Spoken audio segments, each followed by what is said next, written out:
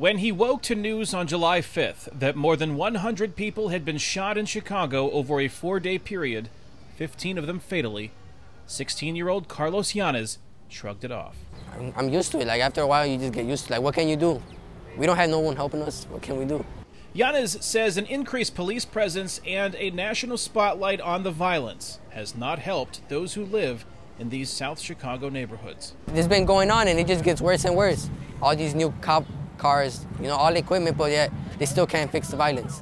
Violence that has narrowly missed Yanez. He says he is not affiliated with a gang, but he has dodged bullets 5 times. Many of those around him have been wounded or killed. I've been shot at, I've lost friends to gang violence. I lost my first friend when I was 13 years old. And that's typically the story of young people living in the south side of Chicago. Death is a constant fear. Fear seems far away from these streets in the back of the Yards neighborhood Bert Aguayo grew up in. Whose streets? Our streets! Whose streets? Our streets! Drum beats replace the sound of gunshots on this balmy Friday evening as Aguayo leads a group, mostly of young people, on a march to increase the peace. This neighborhood typically has dealt with a lot of violence in the past couple of weeks, and what we try to do here is really stay on a block and have a positive presence and promote peace through our young people. Not only are they usually seen as part of the problem, but they are actually part of the solution.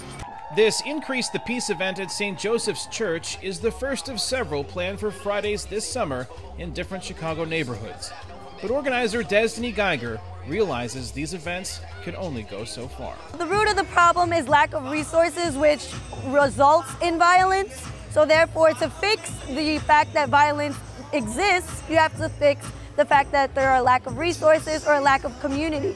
One resource she thinks would help is a youth or community center, a permanent place for young people to go for positive and healthy activities.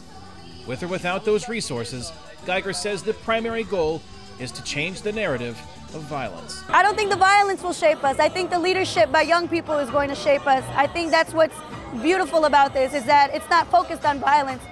But it is violence that continues. On the weekend of this Increase the Peace event, 41 people were shot in the city, 3 of them fatally. Kane, Farabaugh, VOA News, Chicago, Illinois.